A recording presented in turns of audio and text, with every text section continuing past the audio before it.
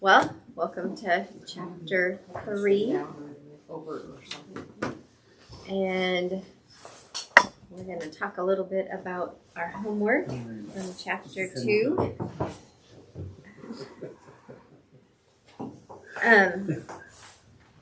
I will say it was a little harder to focus on really doing the homework thoroughly and then reading the chapter thoroughly. I read the chapter twice, but I don't know that I really read the chapter really deeply. It was really hard time. So I'll have to just work that out. But we don't have to share everything from our homework. The one thing I want to at least be able to derive and come to is whether or not this bit of homework started bringing about some aha and some relief, maybe, and some hope in what you've discovered as you went through it. Website or the Facebook, chapter 3. It may take getting through some of chapter or who your monster is. You might know some of the feelings it gives you. You might know some of the lies that it tells you, but you may not really have a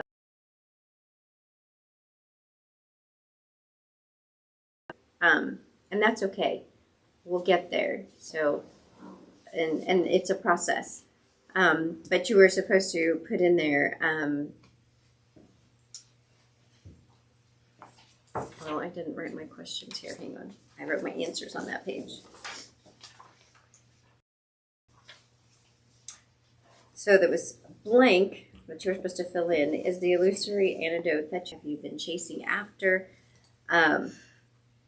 Comfortable sharing what you came up with, bringing value to the table. Anybody else? That's okay. I will go ahead and be vulnerable.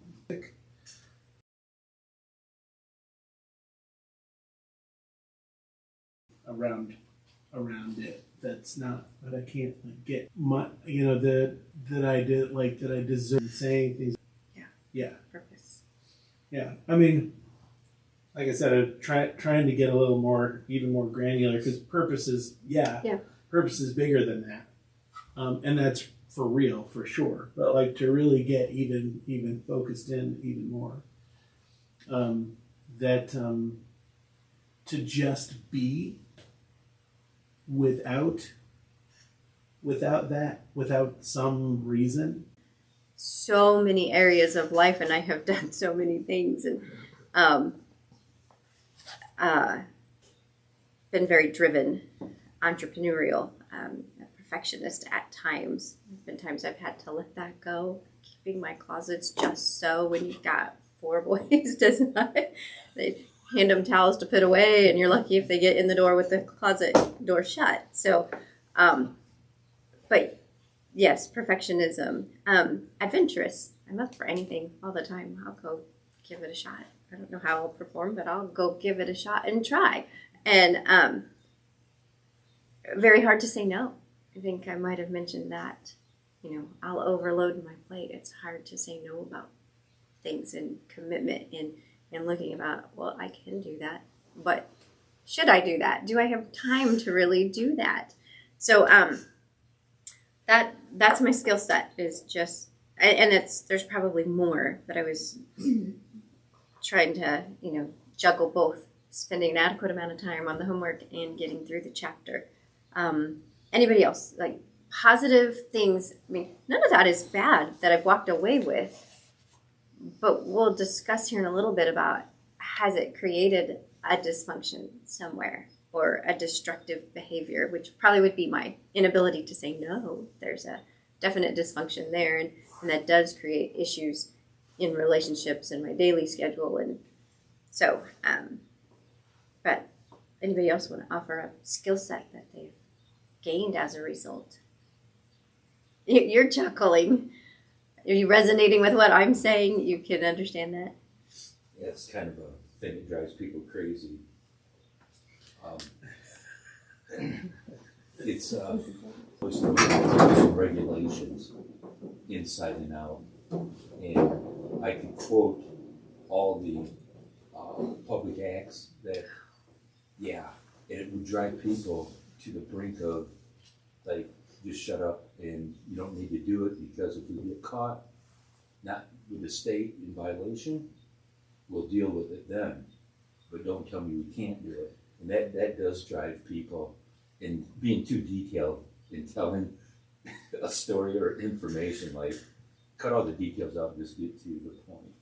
The cliff notes. They just want the cliff notes. Yeah. It has been beneficial, but for myself, but not for those around me. Yeah. Anybody else? Katie? I don't know if it's positive or negative. Probably a lot of what you said, getting good grades. I always was the good girl.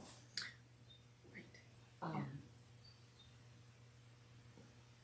I'm quiet anyway, but one of the things that came to mind after listening last week, I've always kind of been able to make myself invisible, and that can be good or bad. So I don't know how else to describe that. Right. A lot of times people don't even know I'm around, which works for me. but sometimes it doesn't work very well either. And this one may not be for everyone, a yes or a no or how, but I had asked the question, are we using our monster as a scapegoat? You know, in the examples given last week, the one gal was, she can't do this because of her monster. She can't do this because of her monster. She can't do this. And do we see areas where we are using it as a scapegoat, where we blame our monster for the reason we cannot do something or that we haven't gotten there? I either didn't look deep enough, or I don't feel that I do use it as a scapegoat. I think I'm just always more in that I'm going to prove it wrong and not let it be the reason I don't do something. And so that's going to be very much a personality type of, just how you're wired. Are you more in that fight response, or are you more in the flight or the freeze? Even though I live in the freeze a lot, the second spot that I would go to would be fight. I'll fight. It's ordinary, I think. Ordinary is okay. I know some others would think it would probably be great if I were less busy, relaxed. And then I even thought about I might have more confidence without the monster.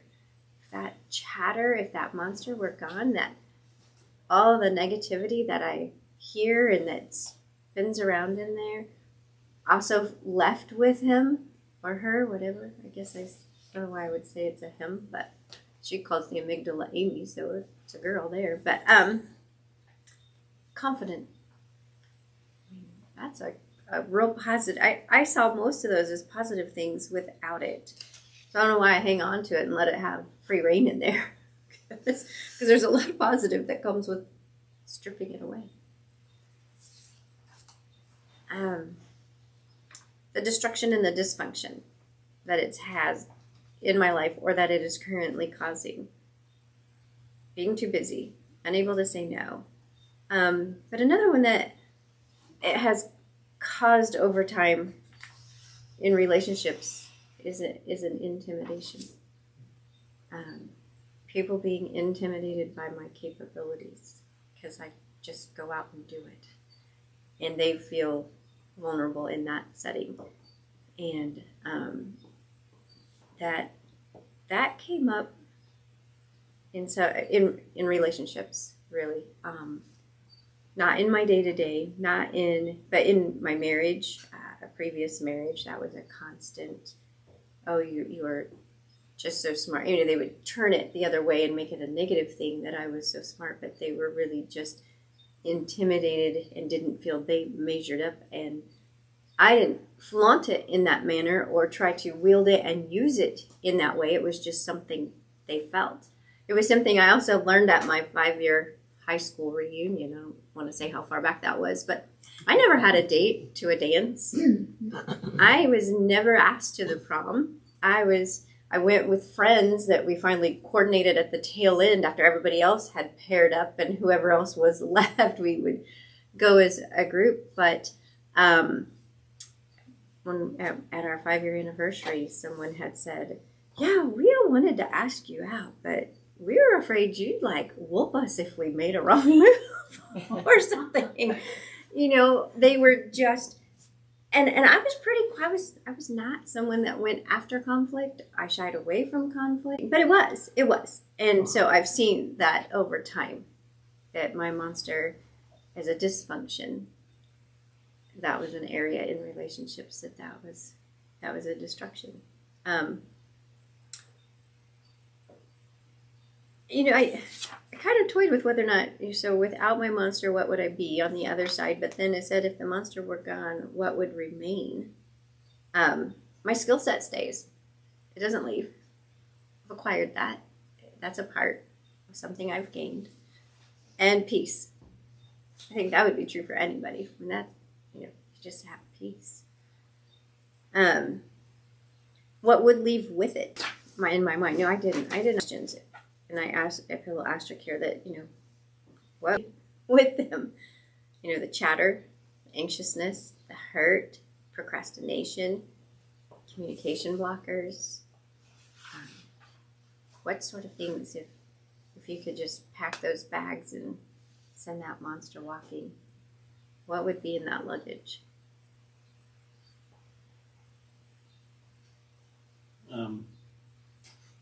I tend to have a hesitation about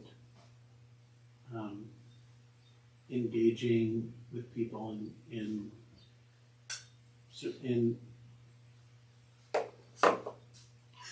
like I assume that people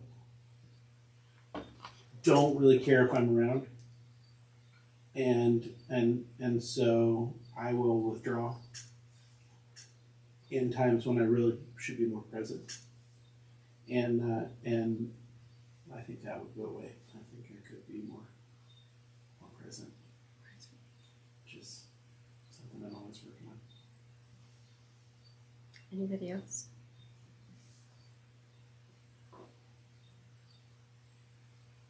Okay, well, we will move on into the chapter then. And see what we can glean from that. So, how the monster roars. We looked at last week the faces of the monster, and how in chapter 3 does the monster roar. How do I know when it's the monster? That's the big question. Yes, that's what we really are trying to hone in on, is how do you know it's the monster? And what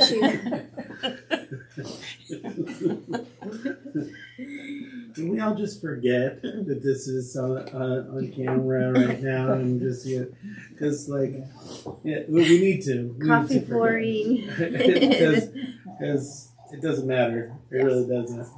It's really fine. Yep. So it's a feeling, it's the negative feelings that accompany thought.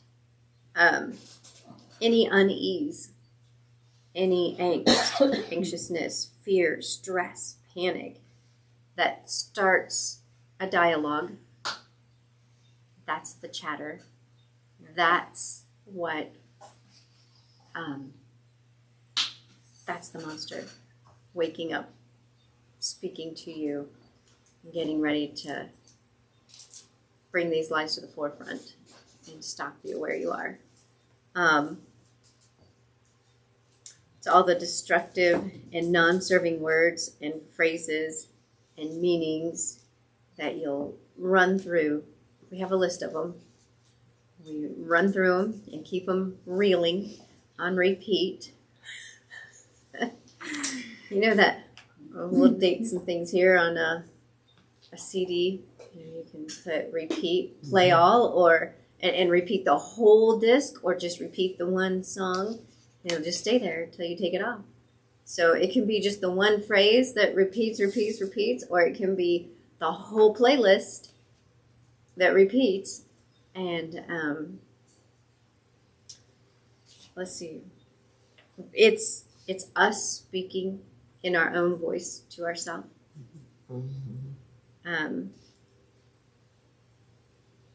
It knows our logic. It knows more about us subconsciously than we do. So those are the things that the monster knows. That's when it's triggering. That's how you know, oh, I need to step outside. I mean, just at the onset, with the pit in your stomach, that uneasiness, that's your next. On how to step outside of that, what does that look like? How do we see that in a third person view? Analyze it, and it's around, and they see themselves, and they can see the doctors working on them, and they have a decision to make, to come back or to go. That's getting outside and observing. That's stepping outside of the situation. Sometimes that's hard to do. If you're right in the midst of a conflict, of a conversation, of a situation. Let's just go back to, she went to this event for her company, and she had to physically leave. She had to just get back to her room where she could process all that she was feeling before she could then re-engage and come back to that. And not always are we able to leave at that time. But if you can create that boundary, if it were a conflict and it's drudging up old stuff from old conflicts and how you're always the bad guy at every time, you always lose, you never can win a battle in this conflict with this person, they're just way smarter than you. If there's any way that you can step outside that, see that that's the monster, speaking to you, and be able to say to that person, this seems to be a really important topic. We really need to discuss, but I'm not in the emotional space right now. I need to get outside of this and give it some time so it can be a constructive conversation versus destructive. And then, that takes a lot of skill. I'm not always good at that. They always tell you, oh, have a cool off, have a, where do you go, other, corners of the ring, and respecting that. But sometimes you just are so heated and you just can't freeze it at that moment. But if you can and say, I'm feeling some old triggers from my past, I'm feeling some things getting pulled into here that have nothing to do with this conversation right now. And it's most likely I'm going to behave in the manner from that instead of behave in a manner that would be positive and good for this. That's a goal to work towards. That's what we want to try to start seeing. But it's hard. It's hard to be able to retrain and for the other person to receive. We don't know what monster is going on in their head and what they're dealing with at that moment either. And can they go, oh, yeah, wow, I'm feeling that too. Yep. We've got the crux of it out here. We know what the conflict is. So let's go away. Let's think about it and come back later to the table. That's... To step back and to calm down is a helpful tool. But if you're still believing the narrative that your monster's feeding you, even calming down is not going to fix anything. Right. It isn't until we're able to recognize, like the lady she talked to early on in this chapter, where she says, like, do you hear the chatter? And she says, it's not chatter, Kim, it's the truth. Yes. Right? And being able to step back, hear that voice, that's your voice, hear that, like, see that train of thought, and then question it. Is that really true? Right. Is that really true? Just that one step. Man, for me, if we can learn, if we can make that step a practice in our lives, it totally diffuses the power Right. of this thing, because we don't question it. We believe it every time. Every time. We just always believe it. We don't even recognize that narrative is going on in our heads. That's just the way we see. This is what's obviously true about this conversation, about this person, about the world, about myself. That just seems to us to be just what's right, what's true. Of course that's true. And other people, the thing that always blows my mind is when you're able to say out loud, like actually say out loud what that narrative is telling you. Most people are going to look at you and be like, how could you believe that, Jeff? How would you believe that about yourself? That's not true. Because we're outside of you and looking at you, and we're not thinking that at all. But you're filling in the blanks of what we're thinking. Mm-hmm. Or the monster's filling in the blanks of what we're thinking. Right. And we never question it. We never say, hey, hold on. Is that right? And because most of the time it's not right. And it's where we failed as scientists. Because if you look at the scientific process, when you're looking at proving something to become a law, there's a process. There's the hypothesis that's formed. If this, then that.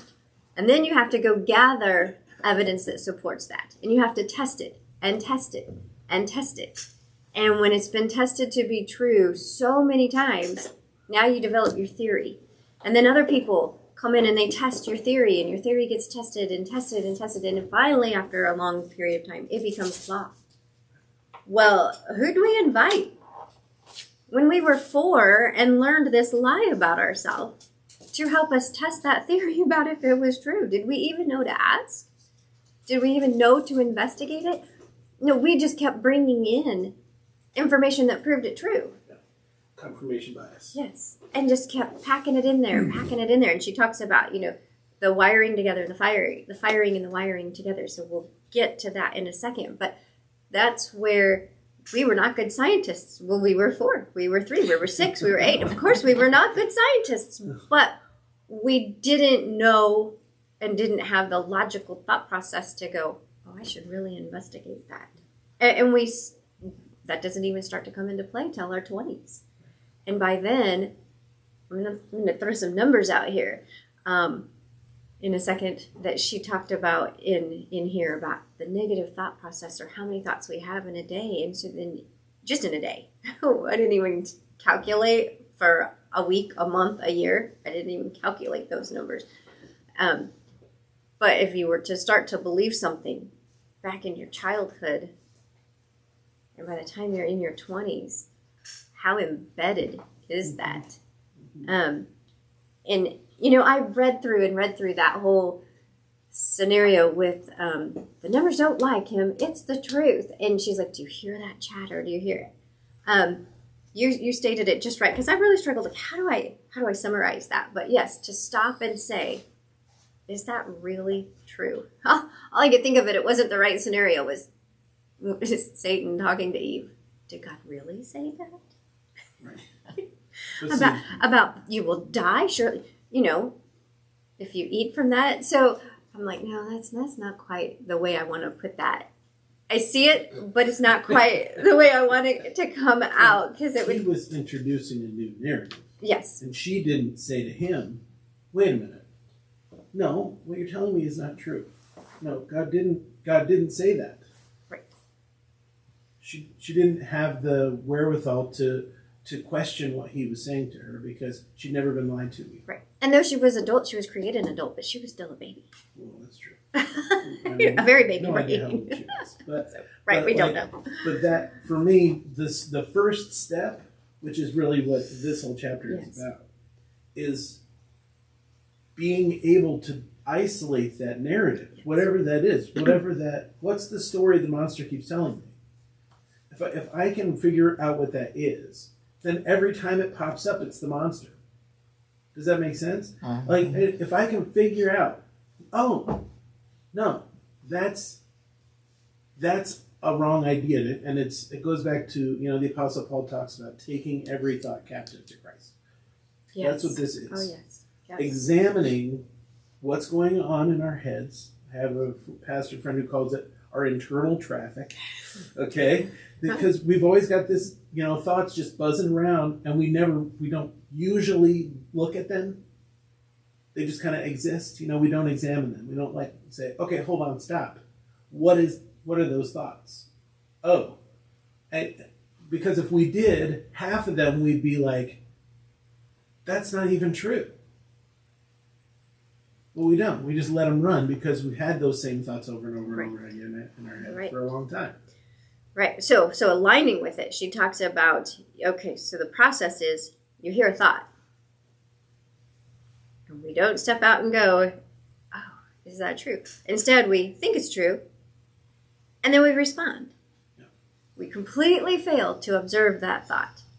And so we have aligned with the monster.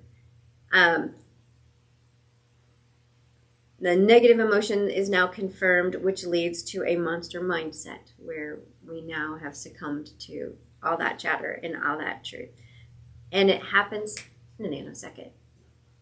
It's not a process. We didn't go through that. Oh, I just heard this. Oh, I'm thinking it's true. Oh, I'm responding. No, it is subconsciously. It is just a reaction that takes, like in the autonomic nervous system. You do not have to think about breathing. It happens. You do not have to sit there and say, okay, beat, beat, beat, beat, beat, my little heart. Thank God. Can you imagine if you had to tell all your body cells to do their function plus still function? Do your talking, do your drinking, your swallowing, your eating. Oh, swallow. Oh, wait a minute. I'm talking. Oh, get my spit down. Oh, breathe for a second. What? We would be crazy. We would be crazy. But that's what we have going on up here, and it happens in a nanosecond. I mean, it's just there before we can even control it. And so that's where you have to rely on those feelings that, that deep breath, that bristling, that prickly, that, oh, wait a minute. Oh, I just felt that. I have to stop for a second. What is it I'm hearing? What am I listening to? And is it true? Is it true?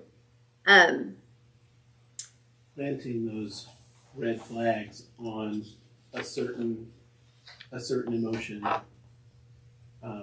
For me, I process a lot of this stuff physically, and so, and I don't recognize it as emotion right away. And so learning, when I'm feeling this feeling in my body, that's going on. I had to make that connection in my head. And so now I'm much more aware of it, because that's like, have you ever had the check engine light come on in your car? At first, it's like glaring at you, like, "Hey, check your engine." But if you leave it, I got all these check engine lights blinking, and I've been ignoring them. But that's what this feeling is telling me, that there's traffic in my head that's not right. That's incorrect, and I need to pay attention to that. So yeah, it's a practice you have to get into. Absolutely. It's hard. Yeah. It's what am I feeling? What am I sensing? Is it a quickened heart rate? Is it a clenched hand? Is it everything tightening? Is it your jaw? Expressions. Which we don't know what they are unless we just walk around. Oh, yeah. My husband has told me, he'll come in and he'll say, "Oh, what's wrong?" And I'm like, I don't know. What's my face saying? I've gotten to the point that I ask him that. I'm like, what's my face saying is wrong? And he goes, well, you have this one look. And he, apparently I have lots of looks. I'm sure we all do. And he got to spend a a lot of our childhood years sitting right across from me every day as we played in orchestra. So he got to see different looks, when there was a difficult passage in the music that was really hard to get, when there were parts I absolutely enjoyed playing, or if I just had something else on my mind and wasn't really engaged or didn't care for the music that we were playing. I mean, he's like, you just have looks. I've looked at those looks since we were 12 years old. So 12 through high school, gosh, that would have been till age so 6. He had 6 to 7 years of looking at my facial expressions because we sat directly across from each other. And then he started to learn, he could sometimes say, which of the boys, which one was it? Upset you today, or what email did you read? He is very good. I am not good at that. And I wish I were better at reading. I'm at least trying to get to know his expressions and body language. And I think I'm getting that, but I'm not. And I don't know why I am terrible, because I have so much empathy and compassion for people, and they can tell me something, I will physically feel what they are telling me. My son just dug a metal splinter out of his finger and left a good hole, and I wanted to see it, of course, and he showed it to me, and I could feel that sliver in there. I could feel the description of him telling me how he got it out, and I could feel that, and it didn't bother me to feel it, but I could. But why can I not read a facial expression or even know what's on my own face? And but I do know, where I tense the shoulders and the neck. Oh my gosh, they're you'd think all I do are exercises for my neck and shoulder because they're so tight. They're not strong. It's just tension. So, that's the first step in the process, is starting to recognize what you're feeling and what does that feeling mean, because it's those feelings that either soothe or agitate your monster, and we're wanting to soothe and keep it sleeping, keep it away. So I really like what she said here, that the rub is in the interpretation, that I allow chatter to decide about me. And that's what gets the whole ball of wax going and flared up. So then then she says here, identifying chatter is the most difficult yet important aspect of this book. So, when you said you just haven't come up with the right language yet, well, you're validated. It's the most difficult. You're not alone there. I'm better at recognizing the chatter than I am at naming this thing. It's these. I'm reading a book right now called How Minds Change, which is fantastic, by the way. But it's all about how we become convinced of things, and how difficult it is to become unconvinced, even if we're presented with proof or intelligent argument against our particular point of view.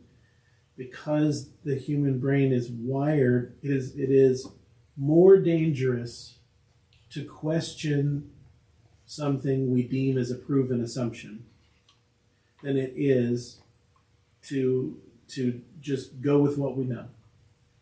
We'll almost always choose the devil we know over, and so our brains are built that way, and our brains are built to assume, to take the things we already know to be true, quote unquote, the things we've already decided are right and true, and to rely on those and to not question them. We won't do that. We won't dig those up and say, is this really true? And all of these things are that. All these things that the narrative that we've been told by the monster are all things that we've already decided are correct. Mm-hmm. And we overweight the evidence. So when we have when we have, which this is how people get dragged into conspiracy theories and things too, because of what's called confirmation bias. Our brain will overweight evidence for things we already believe, and will dismiss evidence against things we already believe. Just does that. And it's like I said, this is how our brains are built, because in the natural world, it is more dangerous to question our assumptions than it is to get. Once we've proven that an idea is trustworthy, it just gets put in the group of trustworthy ideas, and we don't question it. That's our survival. Yeah. It's all around that. If you had this feeling, your survival was at stake. And so you have to do something to protect yourself against that. And that started very young. You had no idea why you felt that way. You cannot logically, tell yourself what was surrounding that. You were too young, but boy, that got ingrained. That feeling, danger, flee, get away from that. And we go over and over.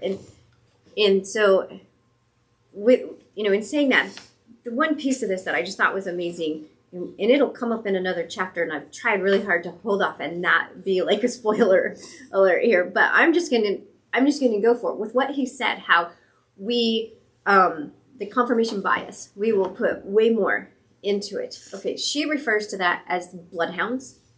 When you teach a bloodhound to hunt, you give it the scent, and they are on it, and they are going to find it. They know that one track. Find that scent. Find that scent. You buy a car, and maybe it's a color you haven't seen out there before. Maybe you've not even seen that car much. And now you have that car. Once you start to drive that car, you see it everywhere you go. You're like, I had no idea there were so many of these. Why? Because of our confirmation bias now. We see it. It's everywhere. As a result, I put a sticker, I used to, I don't right now. I mean, I felt like everywhere I went, my little Honda Accord was everywhere. There's 4 of them in the parking lot. Which one is mine? And I've actually gotten in the wrong car before. So I've put a sticker, I had a bright pink running sticker on my car because instead of getting someone else's car. Yeah. It's not all of the Honda Accords that were like mine are going to have that sticker. So there was something that I could draw. But, that's what experiment shall have you work with. It's the same thing. So your bloodhounds up here are out looking for proof that the lie is true. Yeah. They're not looking for ways to disprove the lie. They're on your side. They're on your monster's side to keep you safe. So they're looking for reasons. Why is that true? And they're going to bring it to you in full force. Here's some information. Here. They're going to just go bring you all of this proof that lie is true, and therefore, don't go there. Stay over here. Evidence. Yeah. You're going to keep cataloging all the reasons. Yes. All the evidence for why it's true. Even though there's way more evidence that it's not true, we just get blind to it. You can't hear it. So that was one of the things, and actually I skipped it because that brings me back to, in our homework, we were supposed to rewrite the lie into a truth. Did we do that? Did anybody do that? If you weren't sure, what's that? I didn't have it in my homework list. Oh, did I not put it on there? I may have just. But I don't know if I put it in the whole chat either. And then it went on to say, now prove it with God's word, and how does this change you? So that's where the rewiring begins. And I think I had mentioned, so if you don't know why it's not true, or you don't know what the truth is, to go to someone you can trust to say, I know this is a lie I'm believing. Tell me the truth. Tell me the truth I need to hear. What is that? Because once you start to let that be your chatter, your bloodhounds are going to find the evidence to prove that true and start that rewiring process. And that is so cool. But, can I say that I'm usually not grateful to hear the truth. Yeah. That's the vulnerability. truth makes me uncomfortable. Even if it's good. Like, okay, so I said, like, the lie that I'm constant, kind of the gravity of my world is that I don't have deserve to exist, right? Like that I'm not important. Like I don't have just intrinsic worth. And when people have looked at me and said, but you are important, we do want you around, my heart says, don't say that. I don't want to be important. Like, I have so bought into this that I get uncomfortable. Yes. To have that lie, like. Mm-hmm. Well, because how many years have you had that wired in? It's a new muscle memory. Yeah. It's like we talked about playing the guitar. You have to play in a different key now. Mm-hmm. That is not comfortable. Sorry. Playing an E flat on cello is no fun at all. They still ask me to do that. It's everything is a flat, which means none of the fingering that normally works is there. It's all off half a step forward or backward. And maybe even on a different string. So when you see a note on the staff and it's supposed to be this, it's really actually over on that string, a half note different. And oh my gosh, that's my hardest. That's probably when my husband's like, that really deep, intense look that he sees on me is when we are playing in the key of E flat. Because man, it's my hardest key. But that's exactly why it is. It is uncomfortable. It's a new muscle memory. When you start to learn a new sport, a new weightlifting technique to work a muscle that you don't typically work but need to, even just in physical therapy, if you go in because you're having an issue in your low back, what are they going to tell you? Strengthen your core. Yeah. All the back muscles are great, but you haven't strengthened the stuff on the front side, which is why you're having this issue over here. And that does not feel good. Those are not comfortable. So yeah, it's building a new muscle memory where your fingers, your body, your brain, your emotions don't want to go. Uncharted territory. Not something that we enjoy at all. And we built this to keep ourselves safe, so Right. It feels dangerous. Yeah. Yes. Feels very dangerous. Yeah. Hearing truths, compliments. It's really hard for me to accept compliments. And someone finally said to me, when you can't accept a compliment, you're robbing someone of bestowing a blessing and robbing them of their joy. I will shy up and I'll pass it off and, that's thank you, but I really didn't do anything big. Well, to them it was, it might have been the world to them. And so learning to accept and acknowledge and just gracefully say thank you. And sometimes that's all I can say because it really makes me so uncomfortable. It's, well, thank you. And being genuine about it. But yeah, it makes you feel unsafe. Over on 68, she talks that chatter creation. You don't, when that chatter starts to come up, it's because you're feeling something and your brain has seen that as fear, as unsafe, as dangerous. You don't want to feel that way again.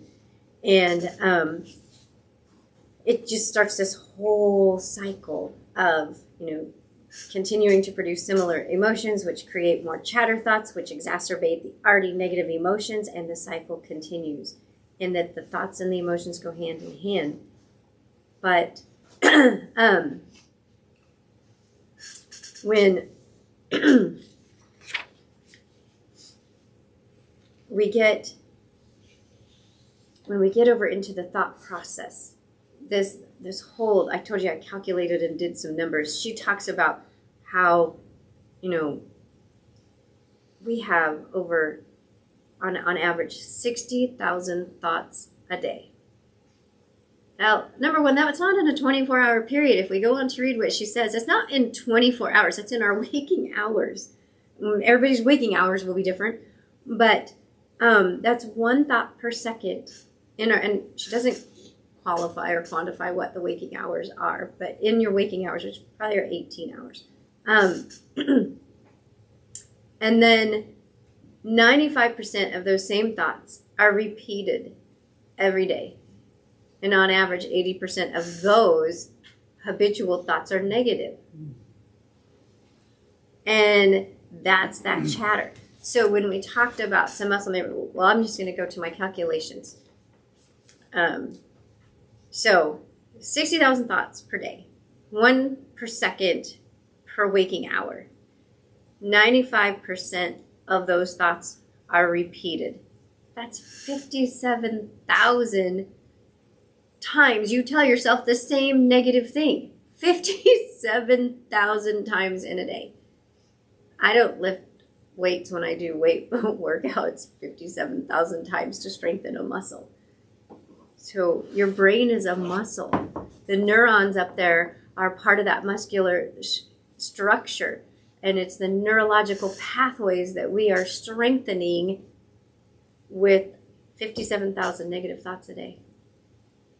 Of the same thought, you are just deeply embedding that. 80% are negative. Okay, so 57 thoughts. Oh, I'm sorry, let me back up. 95% are repeated. So of the 60,000, 57 are repeated ones. Not all of them negative. 80% of the 57,000. So that's 45,600 negative thoughts. I mean, it's not quite 57. Just negative. The same negative. What, we are mean to ourselves. Are we not cruel to ourselves? Just sit there and just have 45,600 negative thoughts about ourselves all day. That's just one day. How many days have we lived? How many days are we going to continue to live? How much negativity do we just encapsulate ourselves in? So yes, backing up then to the, where it's Paul, right, that says, taking every thought captive. Taking every thought. And sometimes, if that chatter in my mind is just going, I've got to get to a different track. So sometimes that means I've got to put on some music. I've got to put on something that's going to tell me something different so I can shut that off. I might need to listen to a speaker. I might need to read to get off that track, because all I'm doing is strengthening it. I've not probably played my cello 57,000 times in a lifetime. In the lifetime that I've had, I started at 9. I don't know that I've played my cello that many times to gain, and scales, certainly not. I've not played that many scales, but that's where you learn the muscle memory, and I certainly haven't played 57,000 E-flat scales. So, to gain the muscle memory where it's natural for my fingers to just go there and be able to do it with ease. But we're doing it up here in our brain. Can I read that? I'm going to read the context of that scripture. It's 2 Corinthians 10. Yes, go.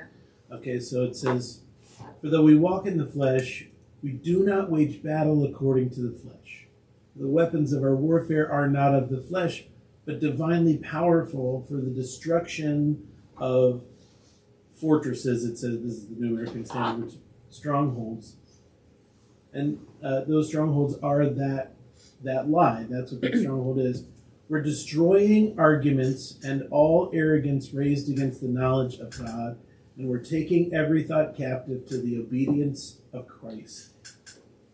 So this picture is, we have these kind of fortresses in our mind where Satan has set up a lie that we believe. And it is not easy to take those lies out. It's difficult. It's hard. It's hard to get into, to take these thoughts captive and to bust open that fortress and to kick the enemy out of that place in my mind. I've been given that ability to do that. We have that strength from the Lord. He will help us to identify these things that aren't His, because all of these ideas are ideas that are. It says. I'm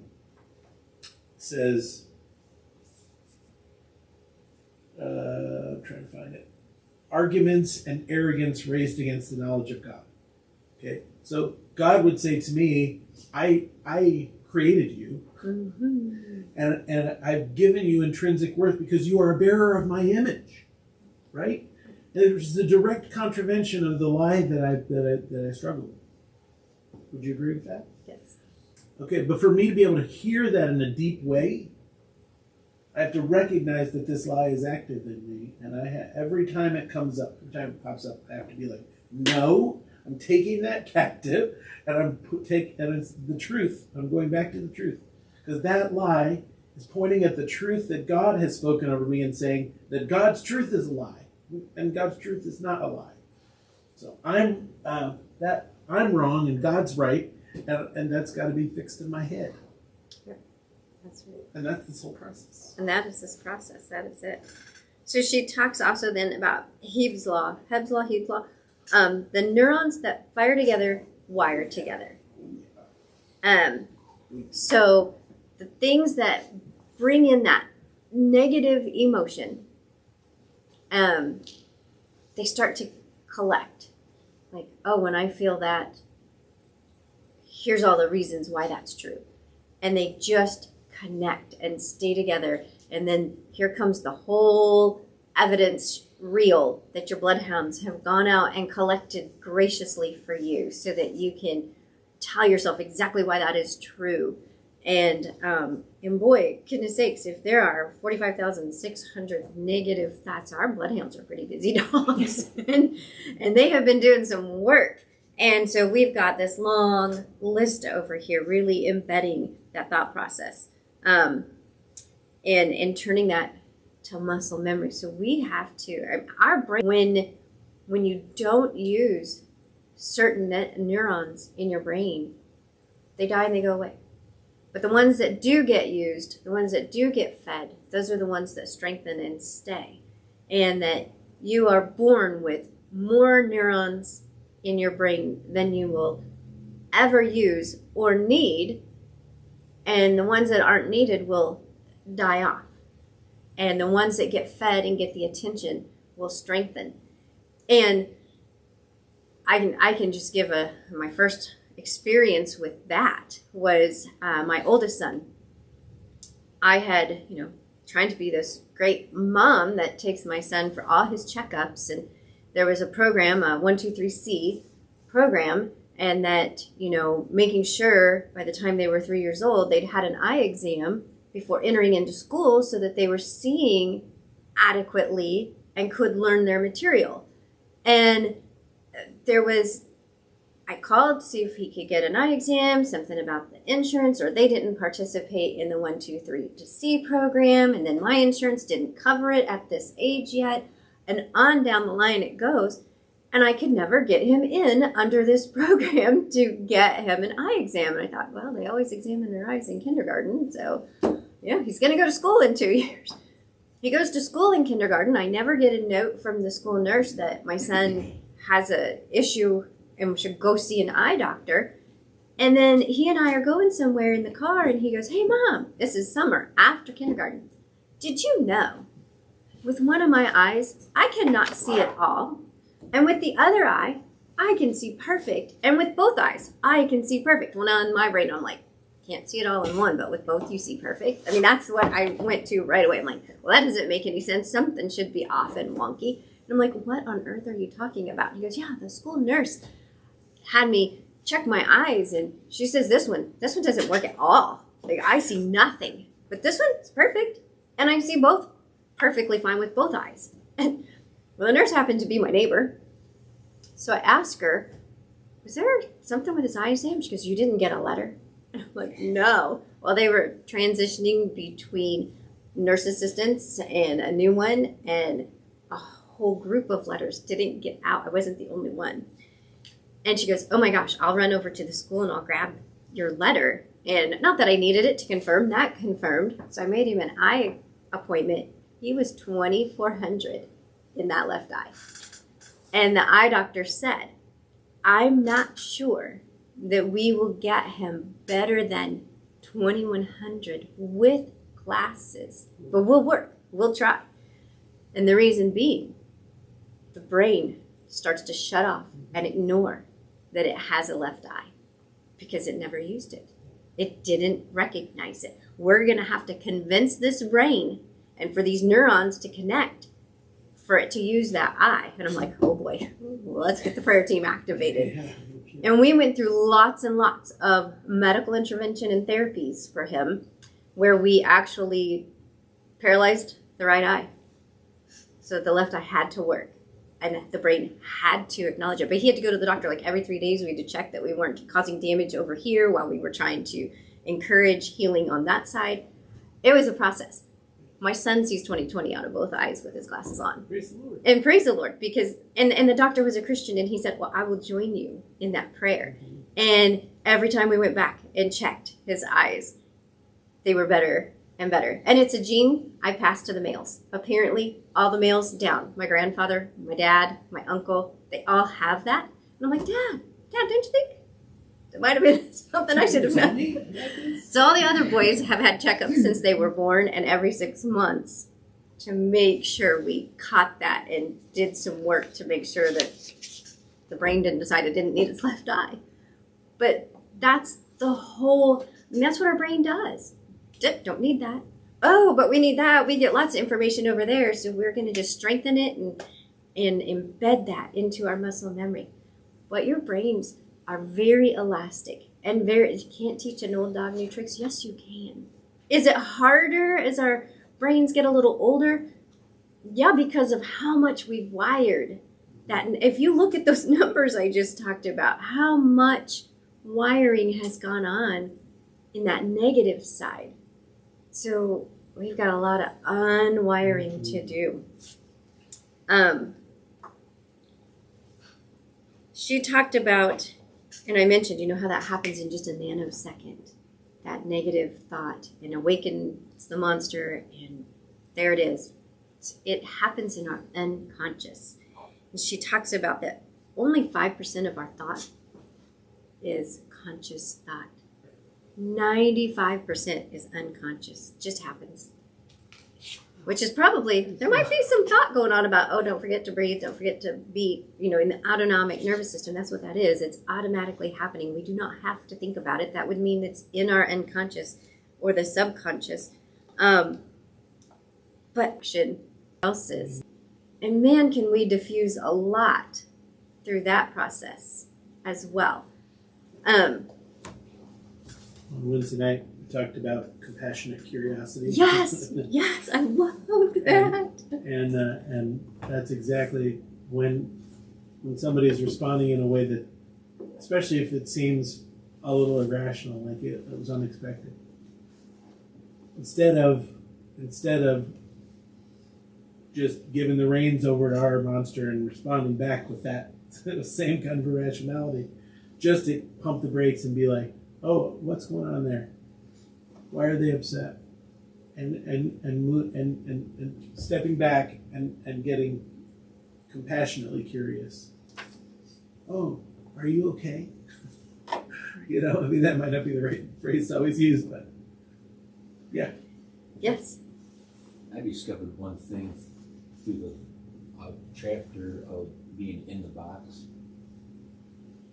And I just kind of connected by reading, and I came up with this thought. I go to the box to get away from negative thoughts. Yeah. And I think I can slow it down maybe to 30,000 or 20,000 because you're not processing. Right. And it really irritates people around you. But you get the look of, what are you thinking? I'm not thinking a thing. Well, you have to be thinking something. No, I'm going into neutral to slow things down in the mind. Yes. Because when you have ADHD, you're not a good person. You're wound up. Yeah. And to slow yourself down, I know you can't multitask. You can only do one job at a time, but your mind can race to those other items that you want to accomplish. The body can only do one function or one task at a time. And when you cross it, then you're not productive. You're just your mind's racing from thought to thought. But this kind of puts something in perspective in my own mind of why I do it a lot. Why you do it. And in school, I always, unfortunately, accuse kids of daydreaming. I think they're going to their box to protect themselves. Looking back, reflecting back, third graders, 9, 10-year-olds, I think, kind of, you think they're just zoning you out, Right. but Yeah. I think they're going there for self-preservation. Right. And that's where I go for self. And gosh, if you'd have known that as a teacher and you could have given them some language about, are you in your box right now? Yeah. You know?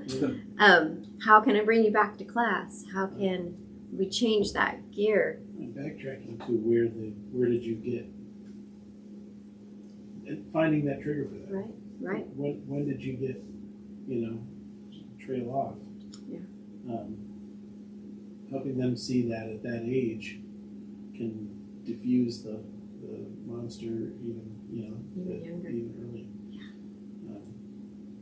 Well, because that's I do that as well. That's flight. Mm-hmm. Right, right. Fight, flight, and freeze. That's flight.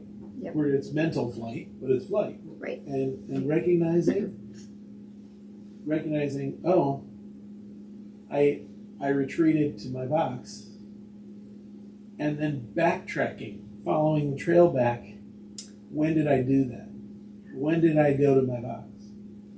Will help you to see what, because if you can figure out what triggered you to go back inside and not engage with the world, then you can see, oh, this is how that lie is operating in my life. Does that make sense? Yeah, and you're right. That's a safe place, and that's why you went there. But being able to figure out, because the truth is, you weren't unsafe.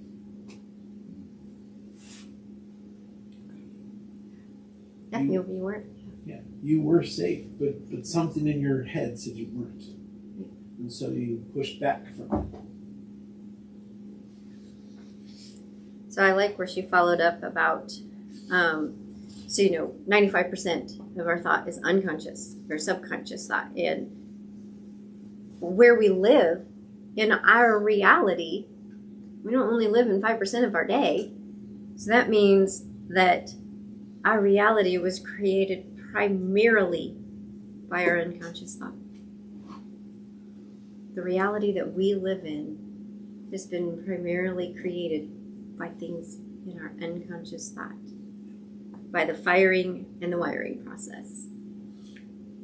In this book, the Changing Minds book, they talk about, you guys remember the dress on the internet and nobody could decide what color it was?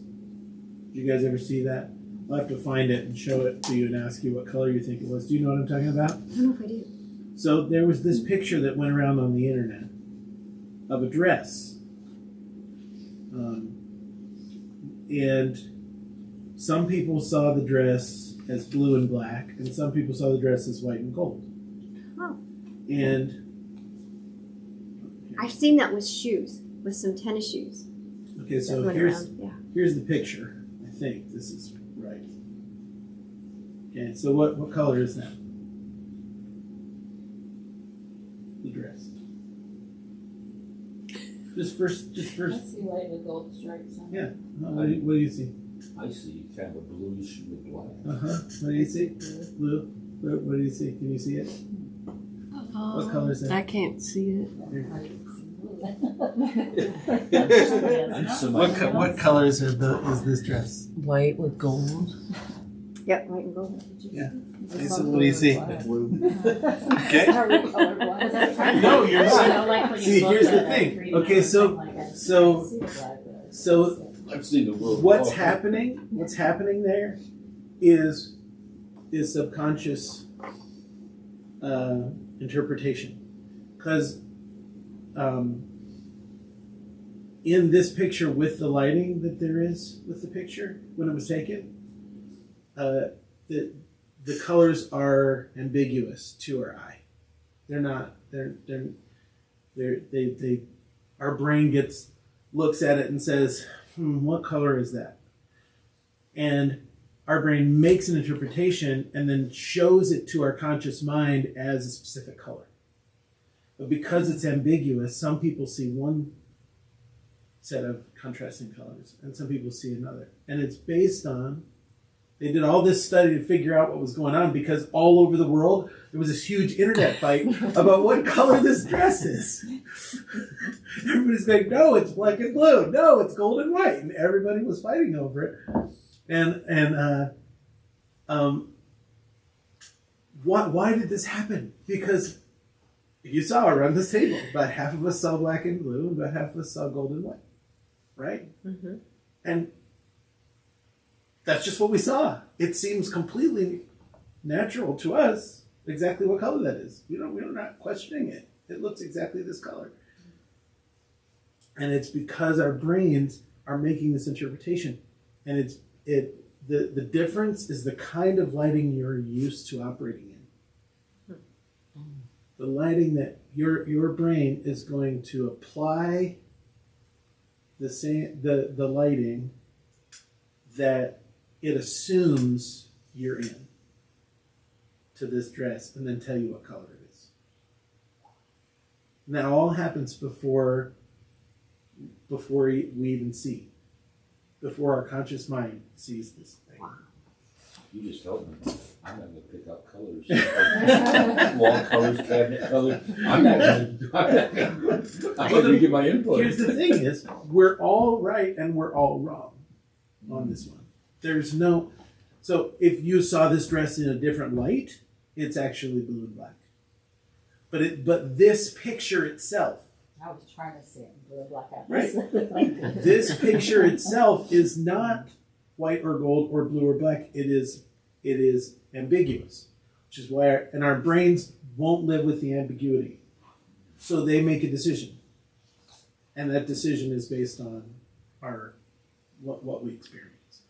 And if we're doing that with this, what else are we doing that with? Right. Everything else. Our subconscious minds are making decisions about what we see, what we hear, etc. As a pastor, I end up dealing with everybody's baggage around pastors they've dealt with before, leaders they've dealt with before, their dad, their right?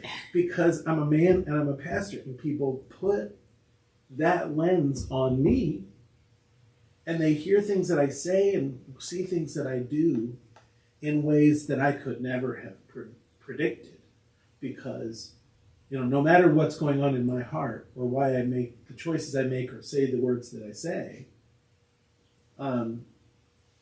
they're interpreting with their lens. We also do this with scripture. I used this whole thing about the dress because I teach a class on end times.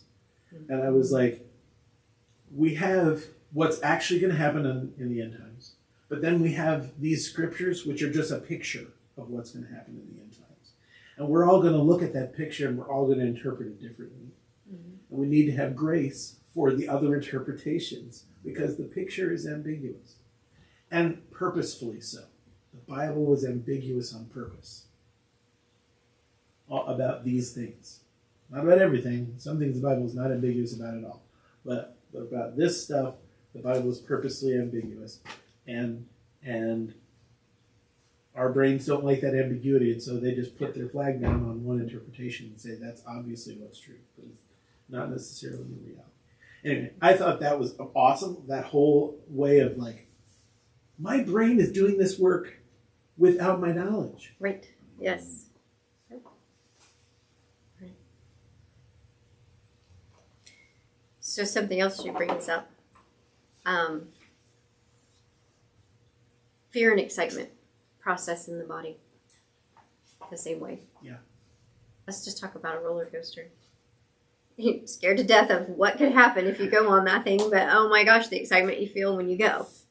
And it's all the same feeling. Well, yeah, some do not like it. I love it. I love it. My husband cannot handle it. It makes him sick. His inner ear, he just physically can't even do it as much as he would want to do it and enjoy the adventure. But I mean, just if you think about when you are really fearful, your body is giving out the same epinephrine, norepinephrine, adrenaline, all of that in the fear response and in the excitement response. It's the same. Your body sees it as the same.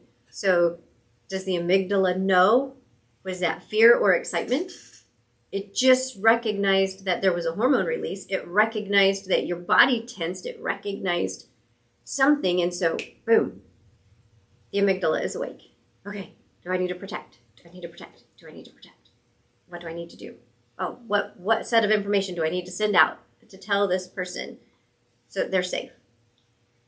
So she talks about how you feel and how you approach something is the biggest indication of the effect it will have on you. And so that's where, again, you sense that feeling. Got to be able to recognize and step out and say, why am I feeling that? Oh, I'm feeling excitement, so it's actually okay. And now this can soothe, and you don't get the chatter. Or, ooh, I am feeling fearful right now. Why? Why am I afraid of this? What is going on? What is behind that? And tracking it back, absolutely. Where did I start to feel that? What was the first indication? And what happened right there?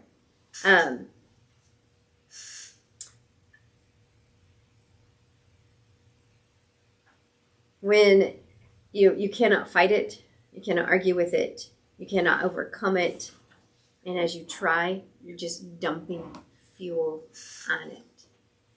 And that was on page 80. Let me turn my book the right direction. 80 to 81.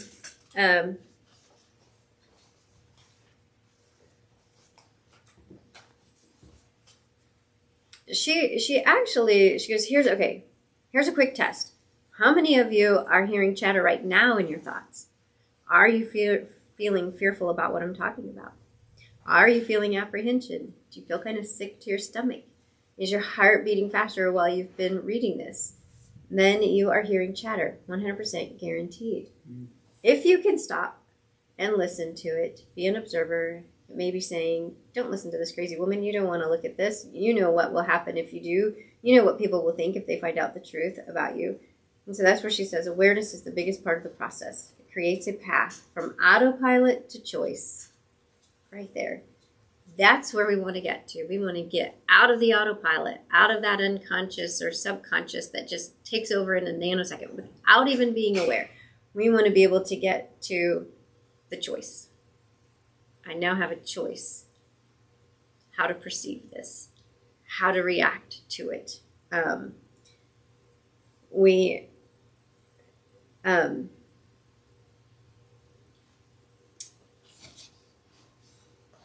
We'll have the opportunity to choose what is going to best serve us. But I want to try to find where she said, when you overcome it, you just add fuel. Maybe that was a different page, and even though I put down page 80 to 81, I wanted to go over.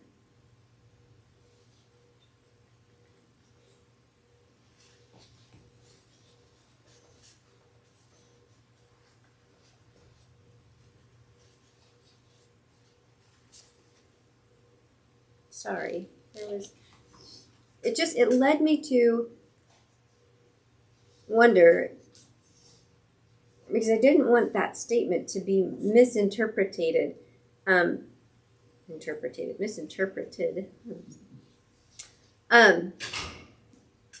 I'll just try to explain it. So when she says you cannot fight it, you cannot argue with it or overcome it because you're just adding fuel to it. It's because when you get yourself in that rut and you get yourself in that cycle, you're working out of the unconscious and you're trying to argue it with all the details that your bloodhounds have already brought you.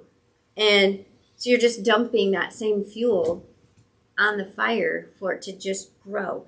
Does it mean you can't ever overcome that feeling, that lie? No, not at all. She's just saying when you sit there and argue with it, you're just letting that monster grow bigger. That you have to stop the process. You have to stop the chatter. You have to shut it down. Get out here and observe so that you can come to making a choice. That's what she's saying with that. Homework. This brings us to the end of the chapter. And really, the homework this week is awareness. When did I feel what I felt? What did I feel? Was it a tight throat? Was it a clenched jaw? Was it shaking, trembling?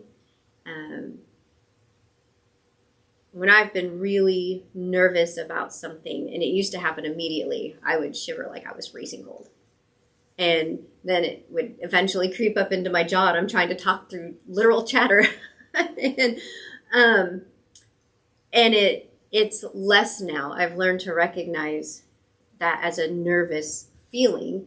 Our first discussion, by the end of it, after you shut the camera off and we still talked a little bit, I was in that shivery mode. I'm like, finally I could let down, but all that emotion needed its outlet. And so I was shivering, and it wouldn't matter if I had 20 blankets on and a heated blanket. I'm still going to shiver there. So learning what those responses are, why do you feel what you're feeling? So that's going to help us start to get to the root of that monster.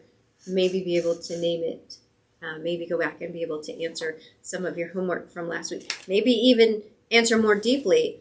Or maybe the answer changes. I don't know. There's stuff on here that I wrote down, but I feel like I need to revisit it from time to time. But this week, it's just awareness.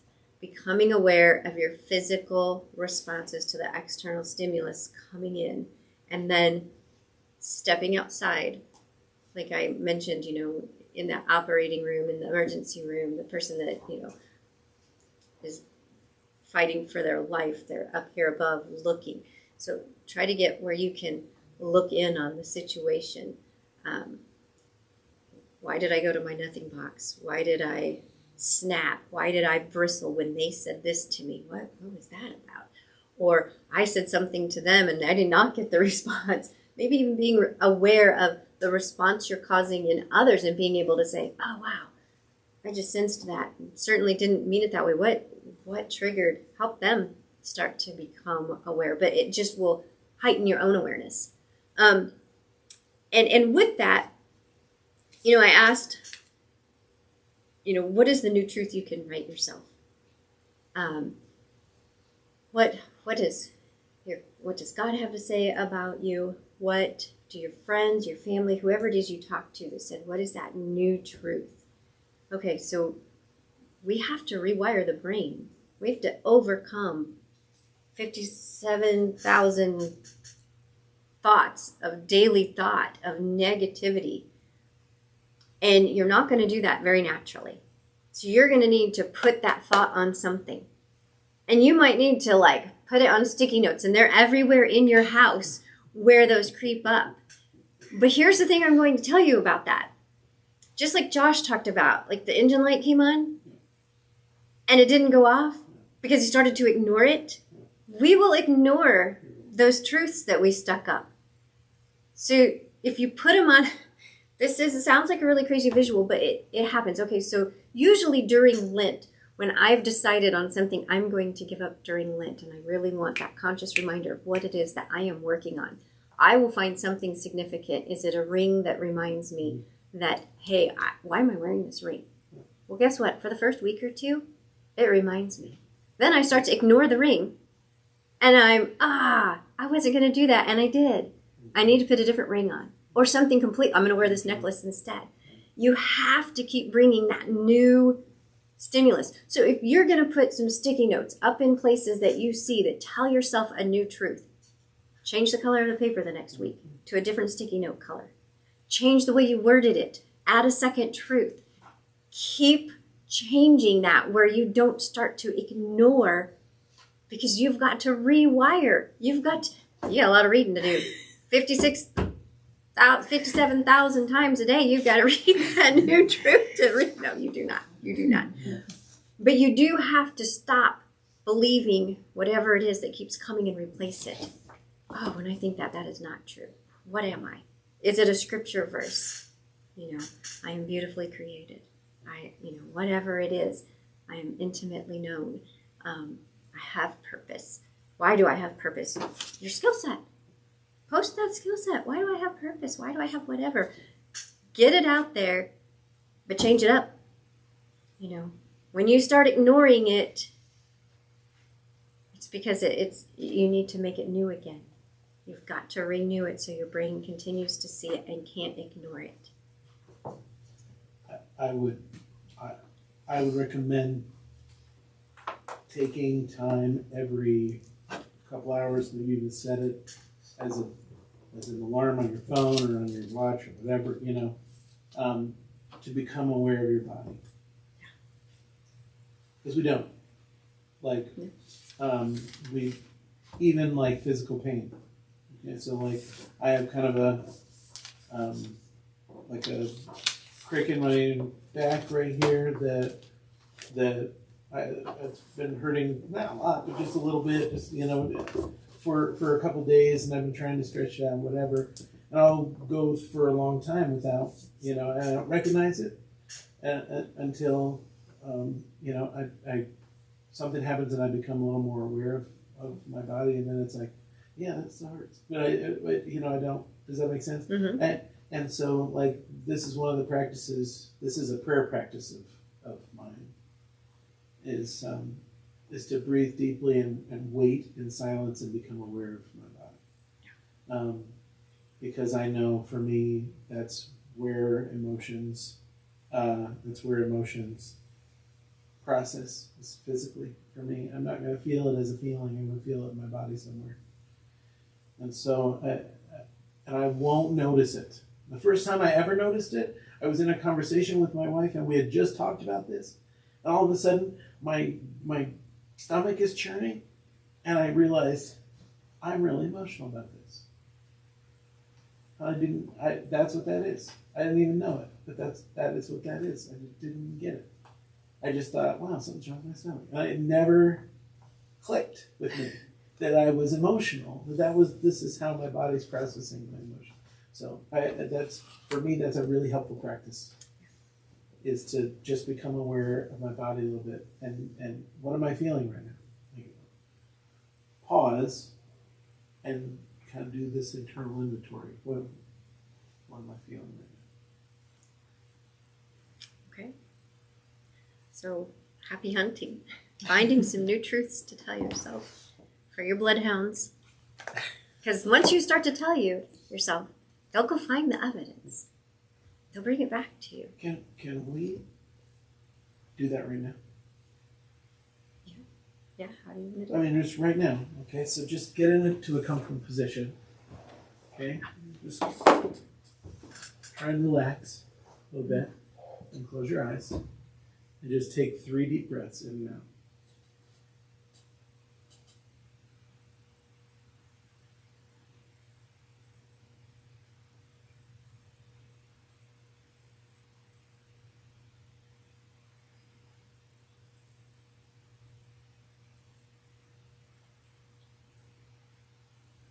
And just become aware of your body and your emotions. And just think about just what am I feeling right now?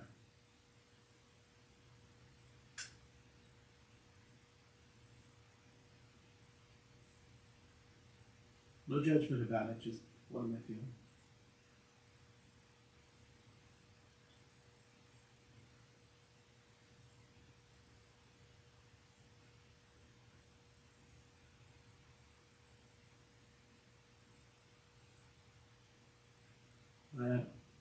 That's it. Just write it down. What did you feel? Anybody want to share anything that you noticed that you hadn't noticed before we did that you were feeling?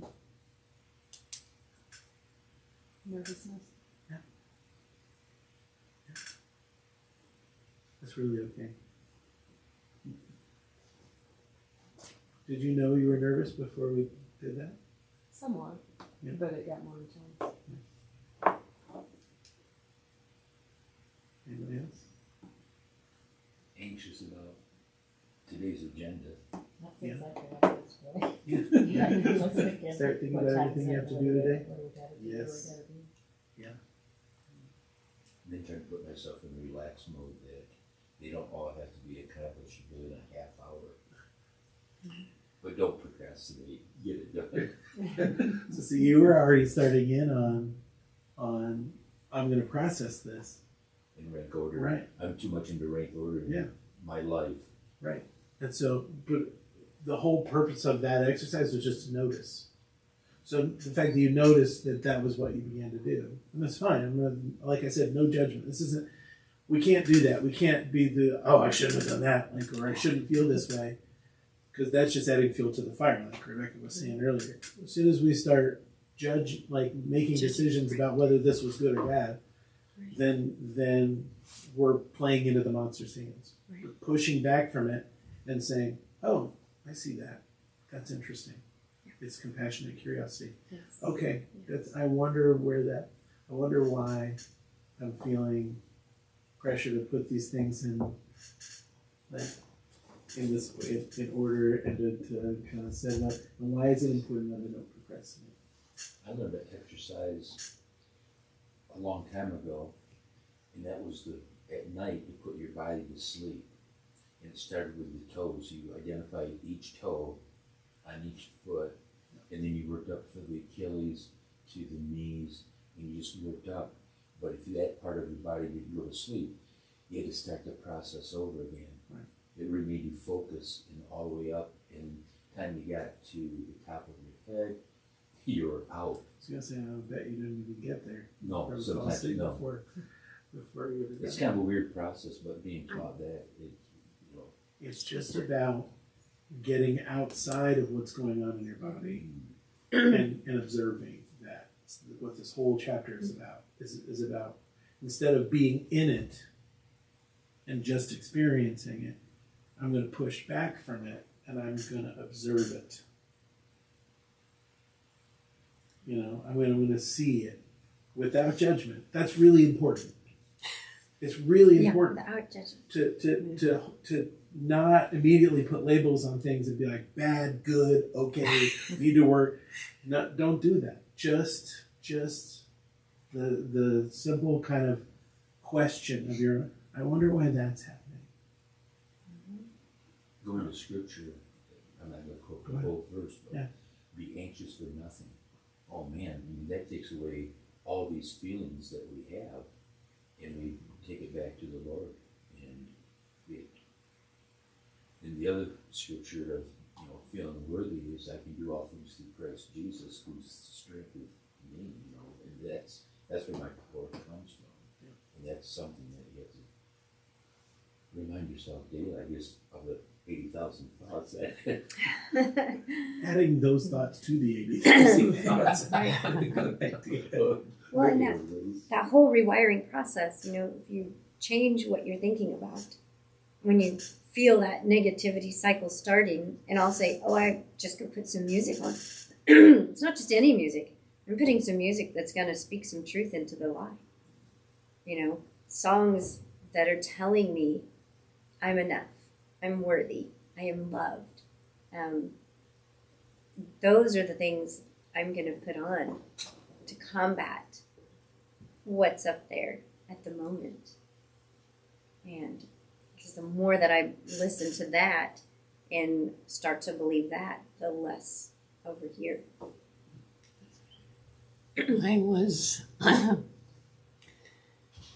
was embarrassment because as we were going through this, I have this chatter going on in my head, and I was trying to say that's not the truth at the same time.